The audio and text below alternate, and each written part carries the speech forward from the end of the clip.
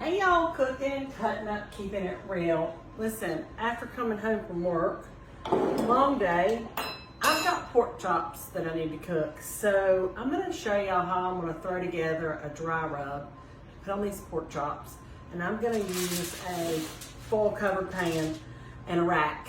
And I'm gonna bake mine on 400 for about 16 to 18 minutes. I'm gonna check them.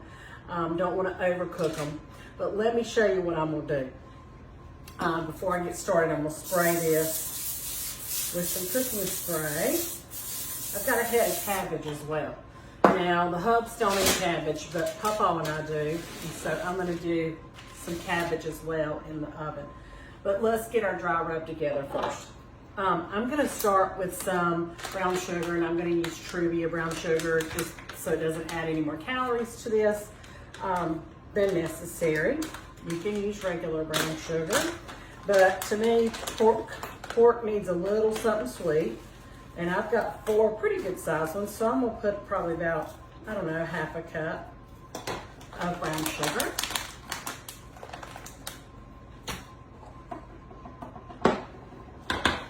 I'm gonna put a teaspoon or 2 of salt, black pepper, and you know, you can use anything you like in a dry rub. Definitely gotta have some salt and pepper though, okay? Let me grab a clean spoon. I'm gonna put some smoked paprika in mine. Give it a little smoky flavor, about a teaspoon. I'm also gonna put in mine, oh, my nose is itching. Some onion powder, about a teaspoon, and some garlic powder.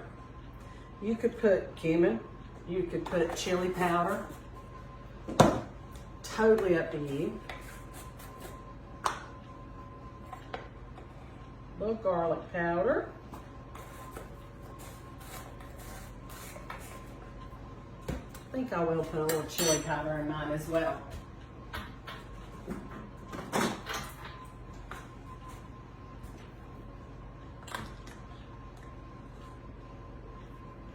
Okay, let me give this a little toss. Smells good.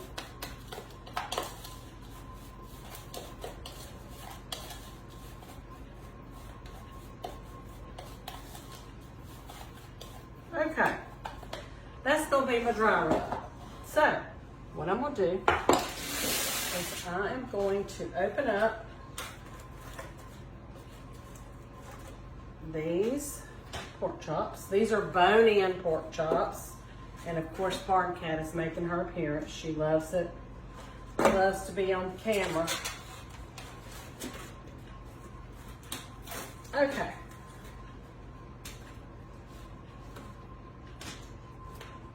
Now, I'm gonna take these pork chops and I'm gonna put generously on both sides some of this dry rub.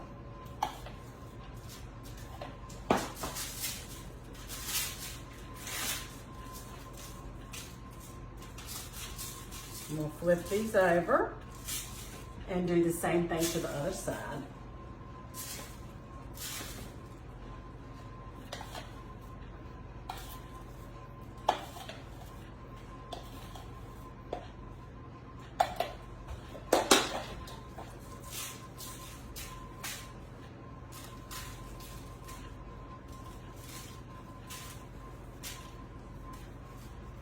And I'm gonna slide those out of the way.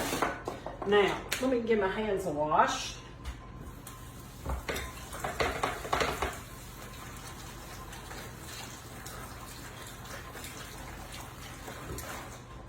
And grab a cutting board. And let me wipe this off because there's spices everywhere. Now, cabbage. I'm going to take this head of cabbage, give it a rinse,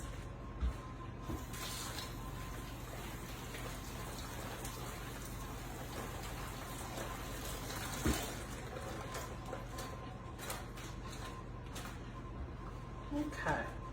Take these loose leaves off.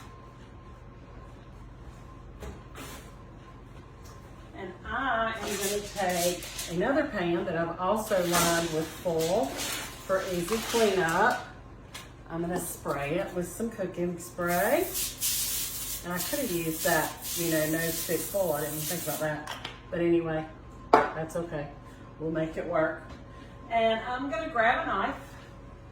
And I'm going to cut some cabbage steaks, so to speak.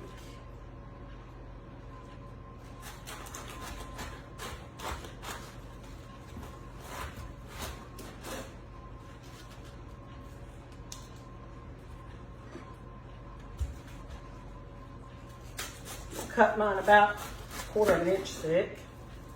I'm going to lay them on my pan. One more.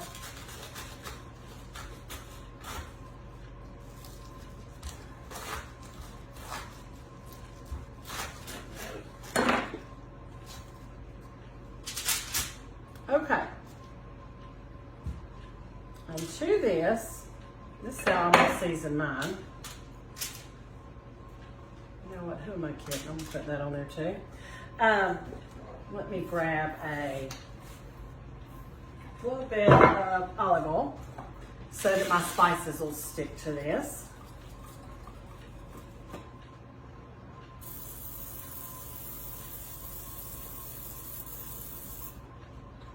Let me flip that over.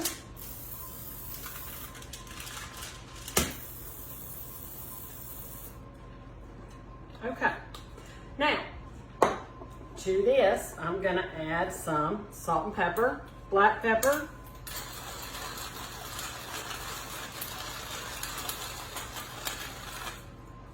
some salt,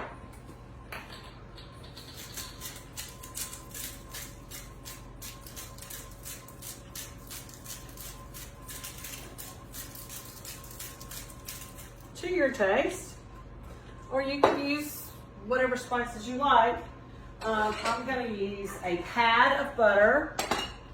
I'm going to put a pad of butter on both of these in the middle, just like so. And let's see. I'm going to add just a shake of garlic powder. Just a little bit. And then I'm going to sprinkle some bacon bits over the top of this. We'll bake this in the oven alongside these pork chops on 400 about the same time, and then I'll check it and make sure it's tender and done.